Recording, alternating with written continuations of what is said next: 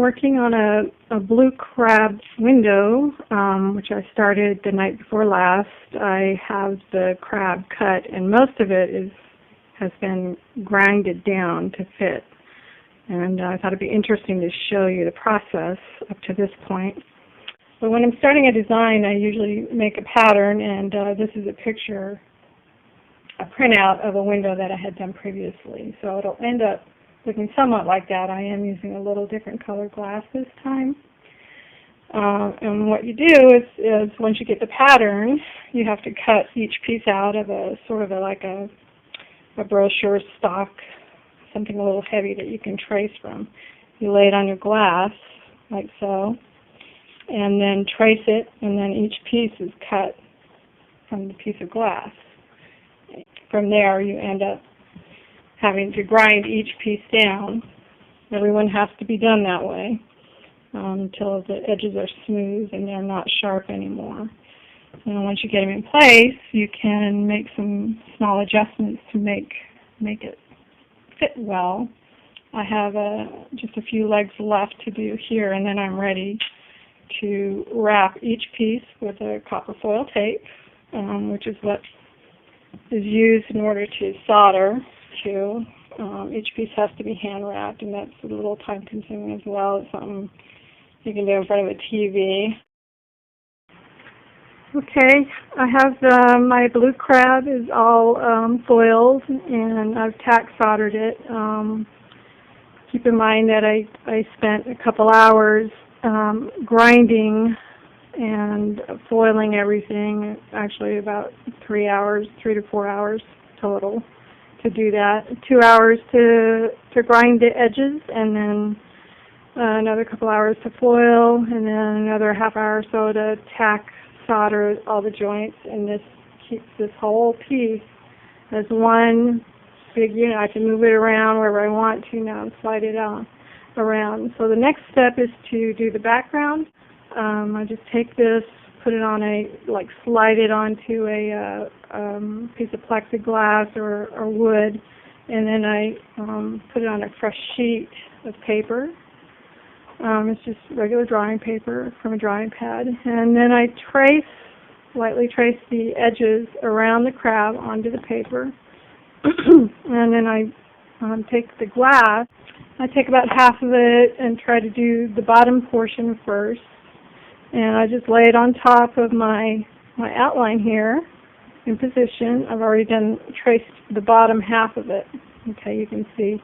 And when I make my cuts, I just use a hand cutter, just like this. It's like a little pistol gun.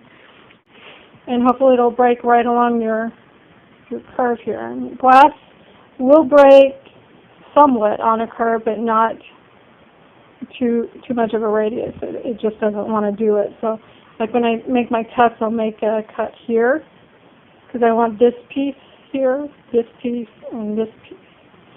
So I'll make it. My first cut will go this way, okay, and then I'll snap it. And then I'll make another cut this way and snap that off. And then I'll just gradually cut out this chunk here. And I'll make this curve right here, and I'll snap it first from this end just very gently, and it'll go about halfway. Turn it around, snap it from this end, and gently it'll break all the way through. So, and that's how I break my glass. And then from there, again, all of these pieces have to be grinded and then foiled, and then we'll lay them right into the background again on here and start soldering. So once I get that done, I'll show you how that goes. Here we are. I'm ready to put the border on. I've got halfway soldered. Everything, the background's all tack soldered in, and I have these little glass nuggets, I call them, that will go into these holes. They go in last because they're kind of thick, and once I do this side, get it all soldered, I'll flip it over, solder the back, and then these go in last after I get the border on.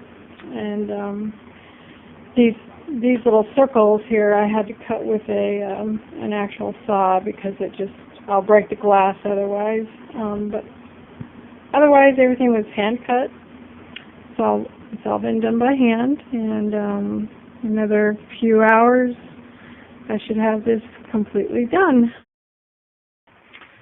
Okay, we're on the home stretch. This is day 3. All my glass is in place. The border's ready to be soldered. And this is where I start to get excited and my adrenaline's going because I know I'm just about done. I got a couple hours left, and then we'll be completely done. I don't know if any of you have kind of noticed there's actually a grain to the glass. So when you're cutting, you kind of need to make sure that it's all kind of running in the same direction. This glass here has a texture to it on one side. I think you can see that. And then this side is smooth. So you also want to make sure that you have the textured side is all facing up. I have occasionally flipped them and regretted it. Have to pull them out and redo it. So you just want to check them all and make sure. I can feel it with my fingers, that the textured side is all facing up, and that's good. And then the grain is all running in the same direction here, so that's good too. Even the background, there is a grain to it as well. It may not be as noticeable to you, but these little bubbles, they have sort of a flow. They're going this way horizontally. So when I cut it, I actually cut them all in a row facing the same way. So I get a nice feel for the glass.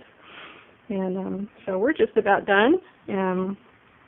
Once I get the border all soldered together, then I'll put it's called a zinc edge around it. It's just a U-channel. It's kind of stiff, nothing special, but it helps keep everything stiff, and that will be the final soldered piece. And then I can wash this all up, clean it, and put a nice patina on it. I think I'm going to use a black patina that it's an acid wash that goes onto the solder, and it turns it either a dark color or a copper, whichever you prefer. I kind of like for my windows, the darker finish, and that's what we're going to do. So, the next time you see this, it'll be hanging up in my booth. Came out really nice with the black patina.